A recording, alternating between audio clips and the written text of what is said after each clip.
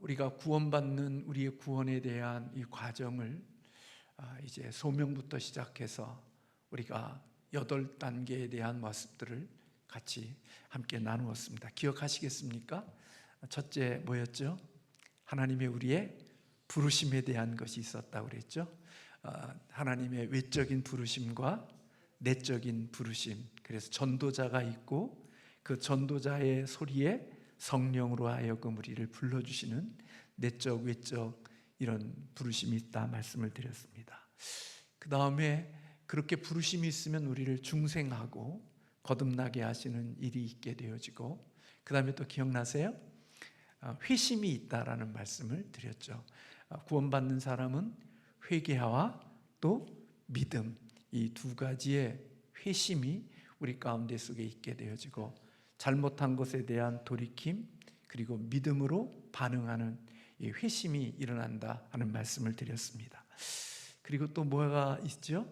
그 다음에 칭의에 대해서 함께 나눴습니다. 이렇게 구원받은 자들은 하나님이 그를 의롭다고 인정해 주시는, 법적으로 너는 이제 의인이야, 하나님이 그리스도 안에 있는 자를 선언해 주셔서 이제는 하나님께서 우리를 보실 때 죄인으로 보지 않고 우리를 의인으로 그렇게 인정해 주시는 그런 모습들을 함께 나누었습니다. 그 다음에 칭의 다음에 또 뭐가 있다고 그랬죠? 양자. 네, 감사합니다. 우리를 하나님의 자녀로, 하나님의 양자로 그렇게 우리를 불러주셔서 이제는 우리가 하나님의 구원받은 우리로서 하나님을 아빠, 아버지라 부를 수 있는 그런 놀라운 은혜를 입게 되어졌다 하는 말씀을 드렸습니다. 이렇게 하나님의 자녀된 자들은 어떤 것들이 있게 되어진다고 그랬죠? 날마다 주님을 닮아가는 성화가 이루어지게 되어지고, 우리의 모습 속에 그리스도의 모습과 그리스도를 닮아가는, 아버지를 닮아가는 그런 과정들이 우리에게 있게 되어져서 마귀의 자식으로 살아갈 때와 하나님의 자녀로 살아갈 때의 모습이, 이제는 마귀의 모습은 점점 줄어들고 하나님의 자녀의 모습이 우리 가운데 속에 더 많이 나타나고 빚어지는 그런 성화의 과정이 있다는 말씀을 드렸고, 또 하나는 뭐에 대해서 나눴죠? 지난주에 성도의 견인. 한번 하나님이 구원받은 하나님의 자녀들은 하나님이 결코 놓치지 않는다. 우리는 하나님 앞에 넘어지고 실수하고, 그래서 우리가 하나님의 붙잡은 손을 놓칠 수는 있어도 하나님은 결코 하나님의 자녀들을 놓치지 않는다, 그런 말씀을 드려서, 가론유다는 구원받았다, 구원받지 못했다? 네, 교회를 다니다가 장로가 되고 안수집사가 되고 권사가 됐는데 신천지로 가고 하나님 교회로 가고 천주교로 가고 2단 3단으로 막 빠지다가 결국 거기에서 생명을 마치는 사람은 교회의 장로가 되고 안수집사가 되고 권사가 되어졌어도 그들은 어떤 사람이었다? 네, 지옥 간다고 너무 원색적으로 말하지 말고 처음부터 원래 구원이 없었던 사람이다. 하나님의 소명과 그리고 중생과 이런 과정이 없이 종교인으로 교회를 다녔을 뿐이지 하나님의 자녀로 거듭난 자로서 교회를 다닌 것은 아니었다.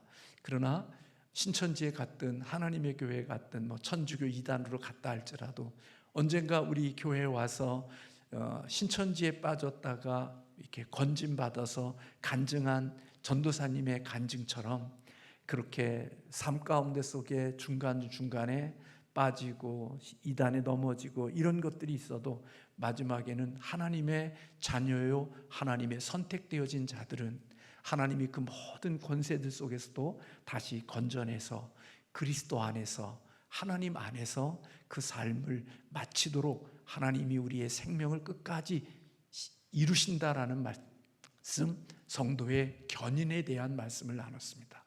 그 일을 할 수 있는 일은 구원의 시작을 누가 했기 때문에, 하나님이 구원을 시작하셨기 때문에 그 구원을 잘 끝까지 이루게 하시는 것도 누가 그 일을 이루신다?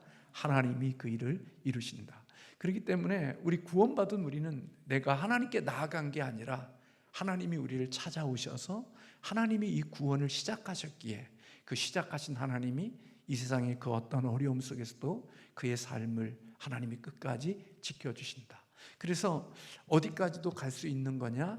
결국 순교의 자리까지 갈 수 있는 그것은 결코 그의 힘이 아니라 하나님이 그를 붙들어 주시고 하나님이 그를 지켜주시기 때문에 그런 어려운 가운데 속에서도 그리스도를 부인하지 않고 삶을 마칠 수 있는 그것은 하나님이 우리를 붙들고 계시기 때문이다 하는 말씀을 드렸습니다.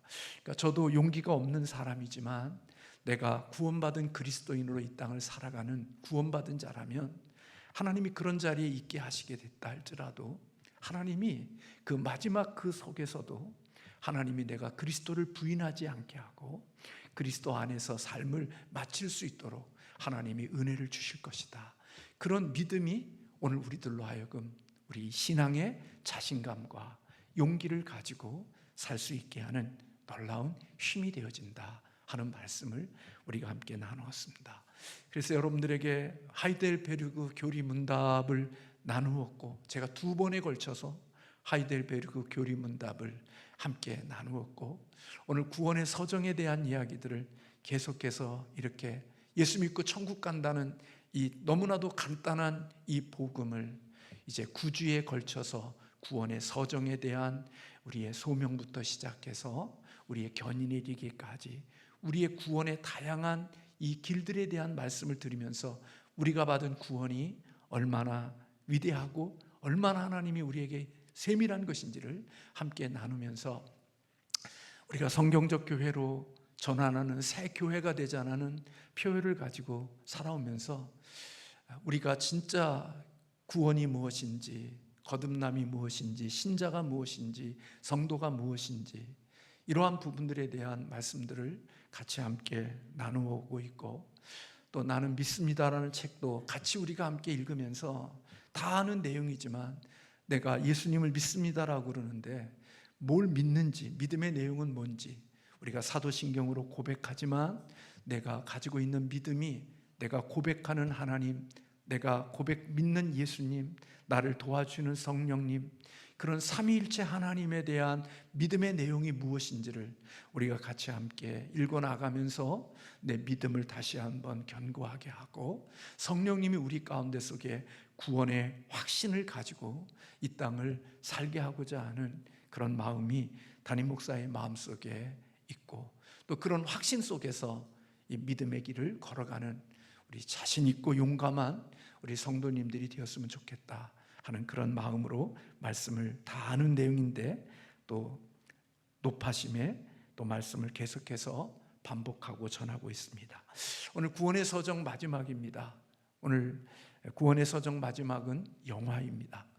근데 사실 우리가 죽음 이후를 아십니까? 라는 이 말씀을 제가 3주에 걸쳐서 오늘까지 이렇게 말씀을 전하는 가운데 속에 오늘 구원의 서정의 마지막인 이 영화에 대한 내용들은 제가 전한 말씀 속에 다 믹서되어 있고 그 속에 다 함께 포함되어져 있는 내용이기에 더 이상 말씀을 전하지 않아도 영화가 무엇인지에 대한 내용을 여러분들은 알 수 있고 구원의 최종의 구원의 마지막 단계가 바로 영화인 것입니다.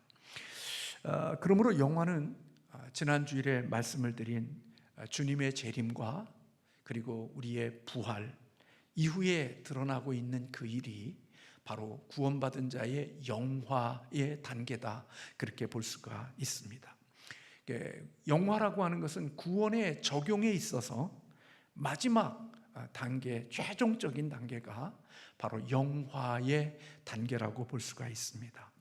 이는 그리스도께서 다시 재림하셔서 먼저 이 세상을 떠난 모든 신자의 육체를 죽음에서 살리시고 그리고 그 영혼들과 함께 결합하여 살아있는 모든 신자들이 놀라운 모습으로 변화되어진 다음에 그리스도와 같은 신령한 모습으로 변화되어진 몸과 영혼이 그렇게 변화되어진 몸을 가지고 하나님이 우리를 위하여서 준비해 주신 예비해 주신 새하늘과 새 땅에서 영원토록 살아가는 것 그게 성도의 구원의 영화다라고 볼 수가 있습니다.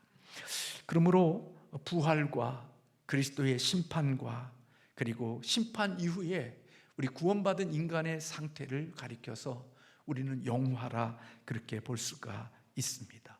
그러니까 영화는 이 땅에서 이루어질 수 있는 일이 아니고 죽은 영혼이 부활해서 그 영혼과 육체가 하나가 되어져서 하나님이 주시는 신령한 몸으로 하나님이 허락하신 장소에서 살게 되어지는 그 상태, 그것을 우리는 영화의 단계다 그렇게 볼 수가 있는 것입니다. 고린도전서 15장 51절과 52절에 보면 보라 내가 너희에게 비밀을 말하노니 우리가 다 잠잘 것이 아니요 마지막 나팔에 호련히 다 변화하리니 나팔 소리가 나매 죽은 자들이 썩지 아니할 것으로 다시 살고 우리도 변화되리라. 그렇게 바울이 부활에 대하여 말씀하고 있습니다. 데살로니가전서 4장 14절에 보면 우리가 예수에 죽었다가 다시 살아나심을 믿을진대 이와 같이 예수 안에서 자는 자들도 하나님이 저와 함께 데리고 오시리라. 그렇게 말씀하고 있습니다.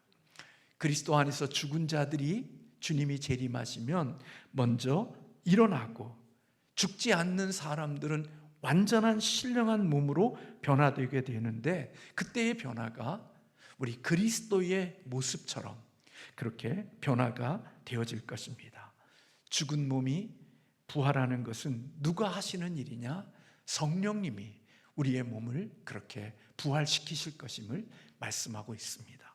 로마서 8장 11절의 말씀에 보면 예수를 죽은 자 가운데서 살리신 이의 영 성령이 너희 안에 거하시면 그리스도 예수를 죽은 자 가운데서 살리신 이가 너희 안에 거하시는 그의 영으로 말미암아 너희 죽을 몸도 살리시리라. 그렇게 바울은 데살로니가 교회에게 향하여 말씀하고 있습니다. 예수님의 육체를 살리신 분이 성령이고 그 성령이 오늘 우리의 죽은 육체들도 다시 부활시키실 것이라고 바울은 말씀하고 있는 것입니다. 그래서 예수님을 믿었던 영은 낙원에서, 예수님을 믿지 않았던 영은 지옥으로 이제 보냄을 받게 되어진 말씀을 드렸죠. 그리고 그곳에서 주님의 재림을 기다리다가 주님이 재림하게 되어지면 예수 믿지 않는 육체도, 예수 믿었던 영혼도 다시 부활하게 되어질 것이고, 예수 믿은 생명들은 하나님 앞에서 신령한 몸으로 변화되어 그들이 두 번째 사망이 없는 새하늘과 새 땅으로 들어가고, 오늘 믿지 않는 영혼들은 하나님의 심판대에 제2 번째 죽음을 맞이하게, 둘째 사망에 이르게 되어지는 일들이 있게 되어진다고 성경은 말씀하고 있습니다. 그래서 이제 우리는 하나님이 주시는 그 아름다운 그런 곳에서 영원히 우리가 살게 되어지는 거죠. 근데 이 천국은 낯설지 않을 거예요. 제가 말씀드렸어요. 천국은 낯설지 않을 거라고. 왜 낯설지 않을까요? 천국이 왜 낯설지 않을까요? 봤던 사람들을 보니까 낯설지 않을 거예요. 제가 천국 가면요, 저희 조부님도 계실 거예요. 신령한 몸으로 계시겠죠. 영원히 주님이 이 땅에 재림하시고 난 다음에는 신령한 몸으로 변화되어 이제 우리가 서로를 보게 될 날이 있게 될 거예요. 주님이 오시기 전에 우리가 죽고 하나님이 주시는 낙원이라는 곳에 우리의 영이 거하다가 주님이 오시게 되면 우리가 육을 입고 신령한 몸으로 변화되면 새하늘과 새 땅에서 우리는 서로 볼 거예요. 우리 권사님도 볼 수 있을 거고, 우리 권사님도 볼 수 있고, 집사님도 볼 수 있을 거고, 만나고 싶지 않은 사람도 볼 수 있으려나. 그리고 다 익숙할 거예요. 왜요? 아는 사람들이니까, 다 어떤 사람들이었으니까, 다 하나님을 예배하는 자리에서 만났던 사람이니까 그게 낯설지가 않을 거란 말이에요.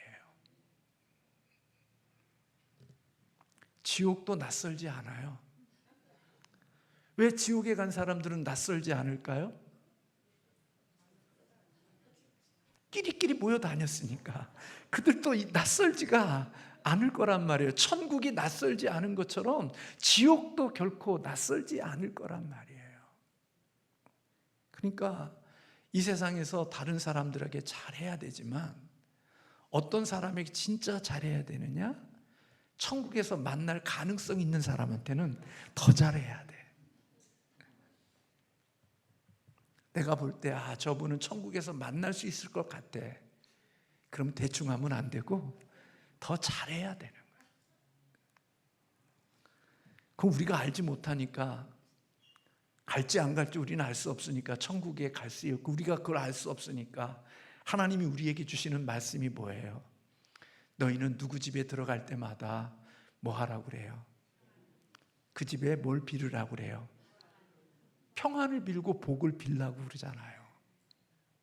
왜요?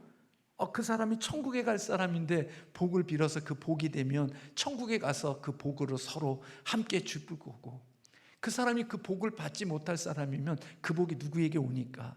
내게 오니까 너희는 무조건 다니면서 복을 비는 자가 되고 평안을 비는 자가 되라, 그렇게 말씀하고 있어요. 여러분들 가운데 현용환 목사를 미워하고 싫어하는 사람이 계실런지 모르겠어요. 아마 안 계시겠지. 혹 있으려나? 계시지 않아도 저를 보고 평안을 자꾸 빌고 복을 빌어야 돼요. 저도 여러분들에게 평안과 복을 자꾸 빌어야 되고, 왜? 그래야 되는 거죠. 그러므로 여러분, 저도 잘 모르겠어요. 어떤 모습일까? 그날의 우리의 모습이 분명한 것은 썩지 않는 영광스러운 모습으로, 주님과 같은 모습으로 변화되어진다고 이야기하고 있거든요. 주님이 오시면 양과 염소를 구분하고, 염소는 왼편에, 또 경건한 자들은 오른편에 나누게 되어질 일이 있고, 악인은 지옥으로, 경건한 믿음을 가진 자들은 천국으로 인도함을 받는다고 말씀하고 있죠. 마태복음 25장 34절에 그때 임금이 그 오른편에 있는 자들에게 이르시되 내 아버지께 복을 받은 자들이여, 나와 창세로부터 너희를 위하여 예비된 나라를 상속받으라, 그렇게 말씀하고 있죠. 마태복음 25장 41절에 또 왼편에 있는 자들에게 이르시되 저주를 받은 자들아, 나를 떠나 마귀와 그 사람들을 위하여 예비된 영원한 불에 들어가라, 그렇게 말씀하고 있어요. 우리 믿음을 갖지 않는 자들은 그 죄에 대한 심판, 지옥에 들어가는 판결을 받지만, 우리 구원받은 사람들이 주님 앞에서 그 심판대 앞에 서게 되어지는 것은 심판을 위한 그런 자리에 서는 게 아니라, 우리 주님 앞에 서게 되어질 그때는 구원받은 우리들은 상급을 위한 하나님의 주님 앞에 서게 되어지는 날들이 되어진다는 거예요. 두려움이 아니라 그때는 우리에게 상급을 위한 그리스도 앞에 서게 되어질 것임을 말씀해 주고 있죠. 지금은 그렇지 않지만 옛날 제가 초등학교, 국민학교 때 운동회를 하면요, 달리기를 해서 막 달려가잖아요. 그럼 1등, 2등, 3등을 선생님이 딱 잡아요. 그리고 뭐 하는 줄 아세요? 손에다가 1등 도장을 찍어주고 2등 도장을 찍어주고 3등 도장을 찍어줘요. 그리고 운동회가 다 끝나고 나면 교장 선생님이 1등 한 사람 나와, 2등 한 사람 나와, 3등 한 사람 나와, 그래서 자기 도장 찍힌 거에 따라서 시상을 해줘요. 예수 믿지 않는 사람들은 둘째 사망에 들어가는 심판이지만, 예수 그리스도를 믿는 사람들은 둘째 사망이 없는 하나님 앞에서 우리가 살아온 거에 대한 하나님의 상급에 대한 심판을 받게 되어지는 거예요. 그때도 비교가 되어지는 심판은 아닐 거예요. 지금처럼 저 집사는 1등, 저 집사는 2등, 저 집사는 3등 하면 내가 좀 더 나은데 왜 저 한 사람한테 더 상을 주나, 내가 더 열심히 했는데, 그런 시기심이 있는 그런 상이 아니라 주님의 마음으로 각자마다 느끼는 그런 기쁨의 상급을 마음속에 누리면서 살아가는 자들이 될 것임을 우리는 예상할 수가 있는 거죠. 그러므로 여러분, 그날은 나의 모습과 다른 모습일 거라고 생각하면 안 돼요. 우리 주님의 부활하신 모습 속에서 주님의 그 부활하신 이후에 주님이 당신이 이 육체를 가지셨을 때 있었던 그 모습들을 주님이 갖고 계셨죠? 부활하신 모습 속에 그게 있었어요. 그래서 뭘 보였죠? 내 손과 내 옆구리에 대한 이야기를 우리 주님께서 해주셨잖아요. 아마 저에게 가장 아름다운 모습이 몇 살까? 아마 예수님이 30대 그때가 가장 멋진 모습이 보면 아마 우리도 그때 그런 모습이지 않을까? 아니면 어쨌든 제일 좋은 모습으로 변화되어질 거라고 저도 생각을 해요.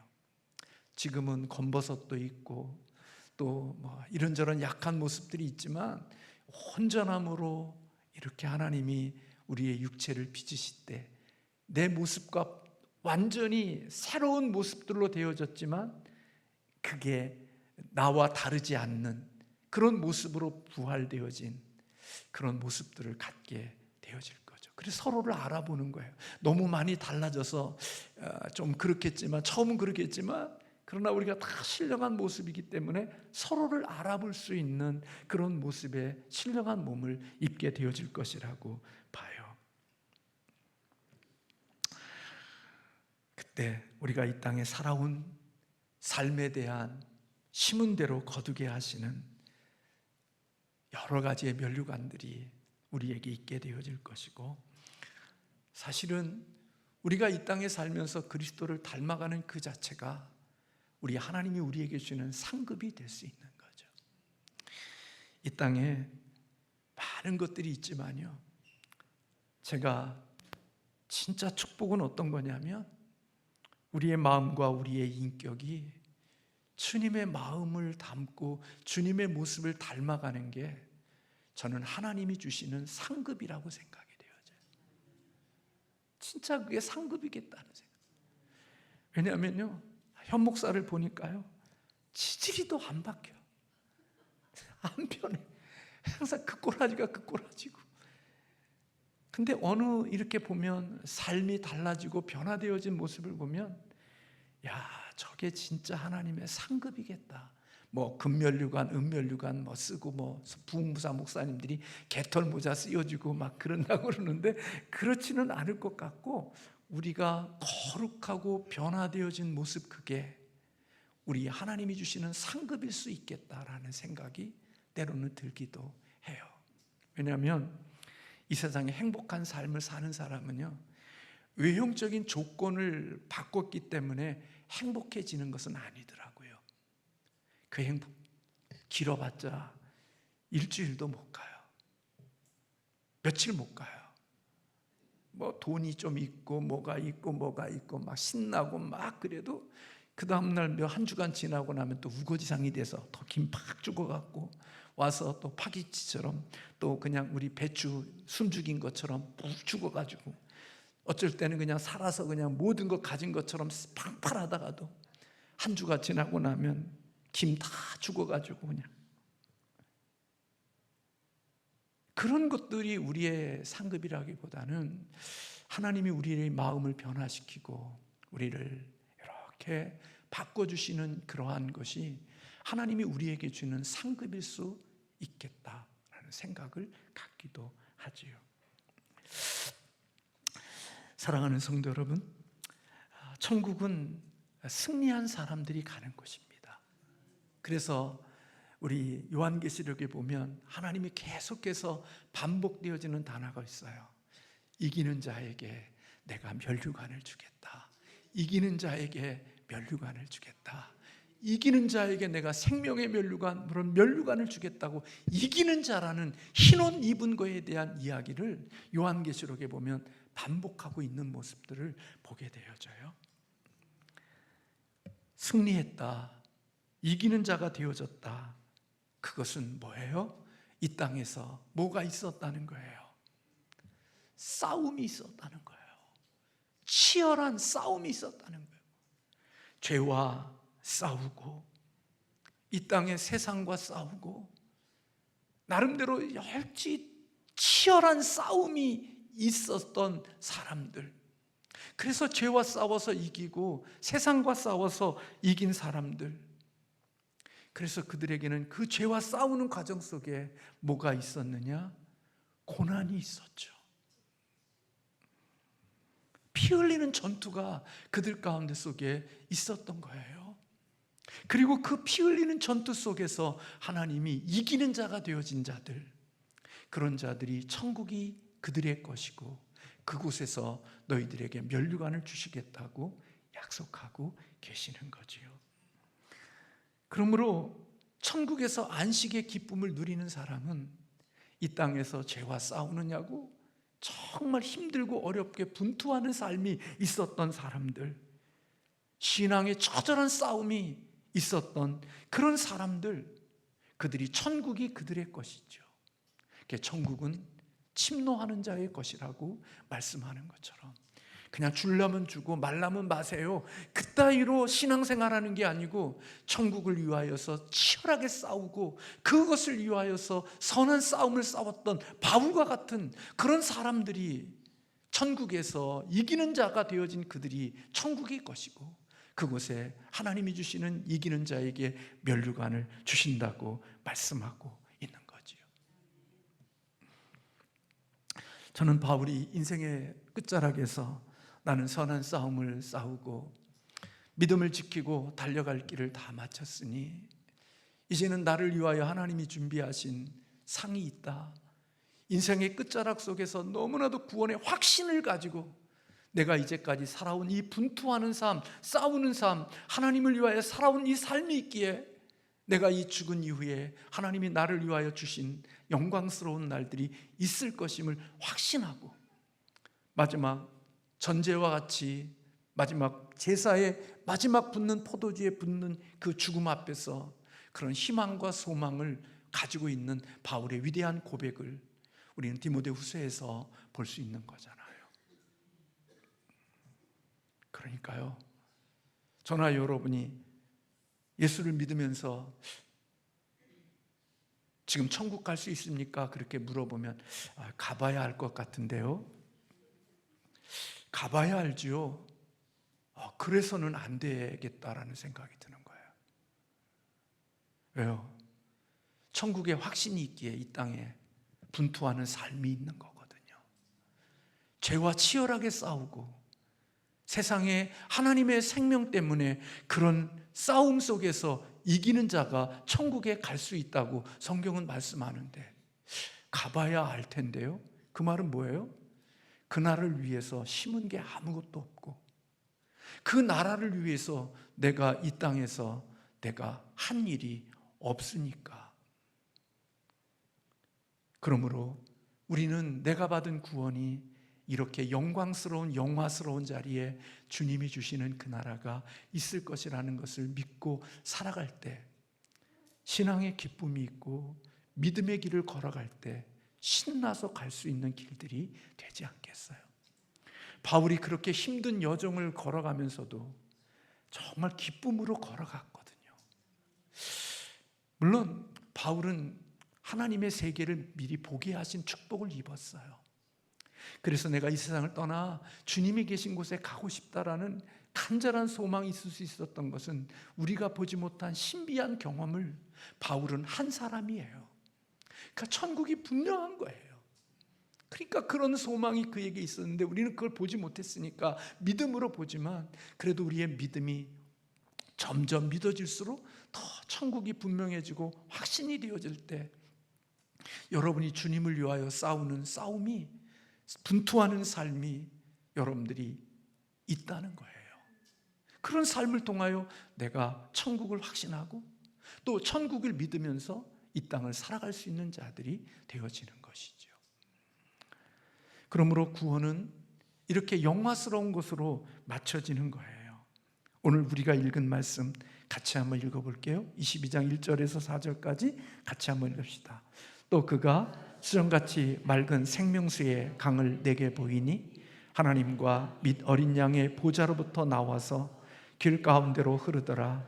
강 좌우에 생명나무가 있어 12가지 열매를 맺되 달마다 그 열매를 맺고 그 나무 잎사귀들은 만국을 치료하기 위하여 있더라. 다시 저주가 없으며 하나님과 그 어린 양의 보좌가 그 가운데 있으리니 그의 종들이 그를 섬기며 그의 얼굴을 볼 터이요 그의 이름도 그들의 이마에 있으리라. 하나님이 에덴 동산에 인간을 창조하셨을 때 그 아름다운 모습들, 그런 하나님이 의도하셨던 그 아름다움들이 회복이 되어질 것임을 말씀하고 있는 거예요.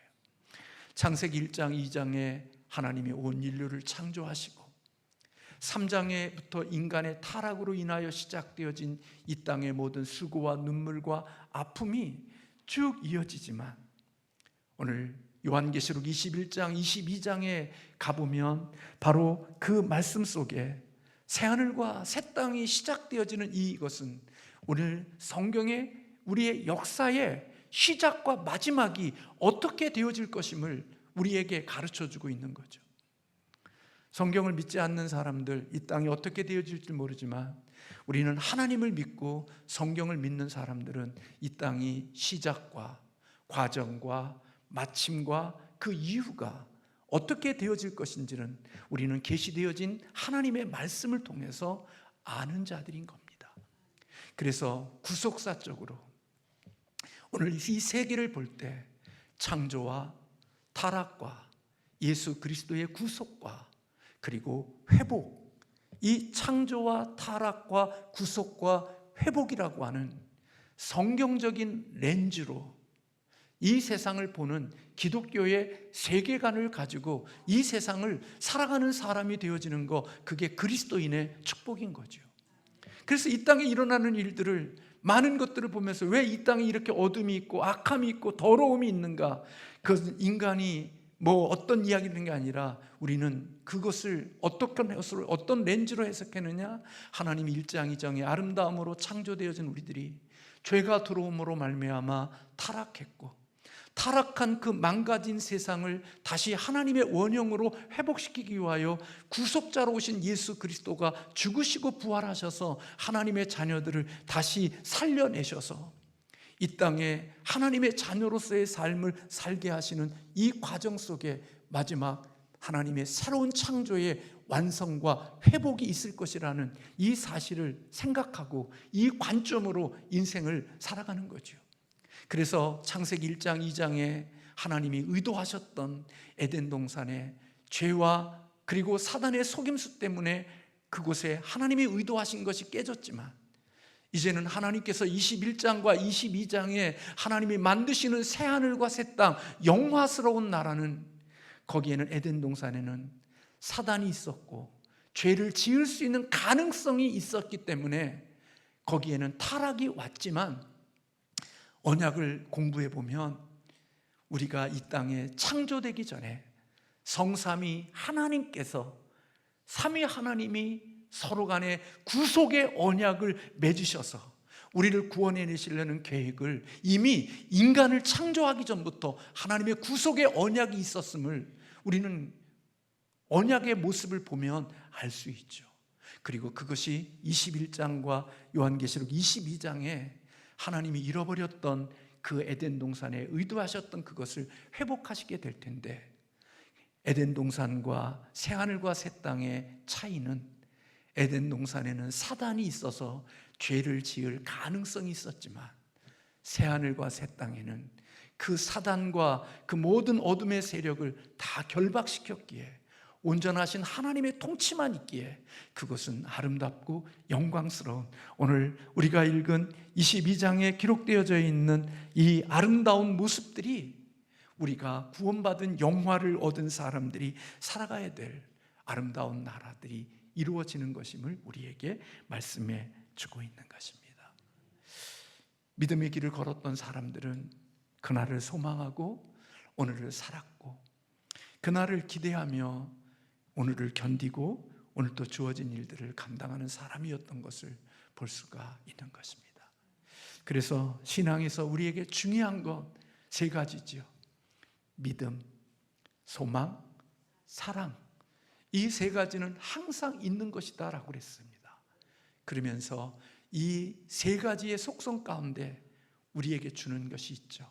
믿음에는 역사가 있고, 소망에는 인내가 있고, 사랑에는 수고가 있고, 그래서 믿음, 소망, 사랑, 이 세 가지는 결코 믿음이 있으면 그 믿음을 가진 자에게는 역사가 있고, 내가 진정한 하나님 나라에 대한 구원의 영화의 소망을 가지고 살아가는 사람들은 이 땅에 어렵고 힘든 일이 있어도 끝까지 인내할 수 있는 자가 되어지고, 내가 하나님의 아가페의 사랑이 있으면 그 사랑은 말로만 하는 사랑이 아니라 수고하는, 희생하고 헌신하는 수고가 뒤따르는 이 사랑이 되어지는 것, 이게 하나님 나라의 아름다운 모습임을 우리에게 가르쳐주고 있는 거죠.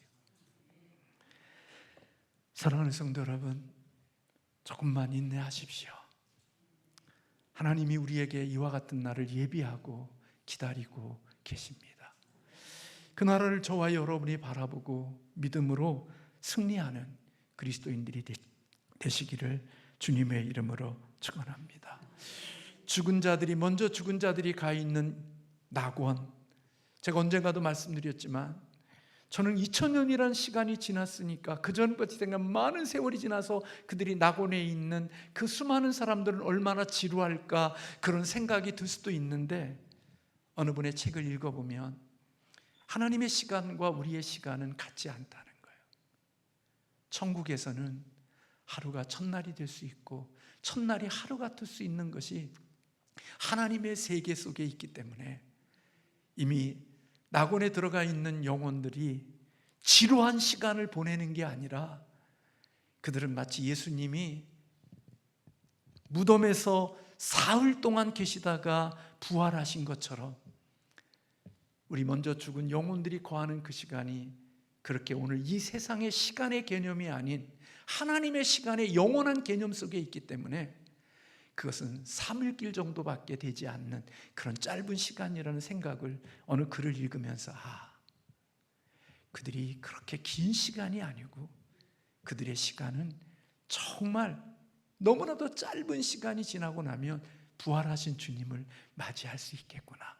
살아있는 자가 주님이 재림할 때 우리의 모습이 놀랍게 순식간에 변화되는 것처럼 우리 주님이 품에 있는 낙원에 있는 영혼들도 지루한 시간이 아니라 마치 주님이 오시면 우리의 순간적인 변화가 있는 것처럼 그들도 한 3일길 정도의 시간밖에 되지 않는 그 짧은 시간들 속에 기다리시다가 주님이 재림하실 때 신령한 육체가 변화되어 주님이 주시는 영광스러운 나라에 들어가서 살게 되어지는 날들이 예비되어져 있다는 겁니다.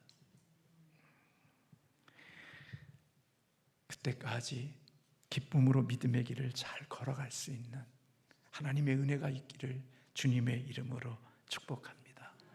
우리 주 안에서 다시 만날 수 있기를 주님의 이름으로 축복합니다.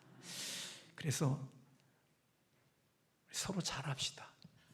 천국에서 만날 수 있는 사람일 것 같으면 서로 더 많이 축복하고 더 잘합시다. 만나지 못할 것 같으면 대충 해도 괜찮아요.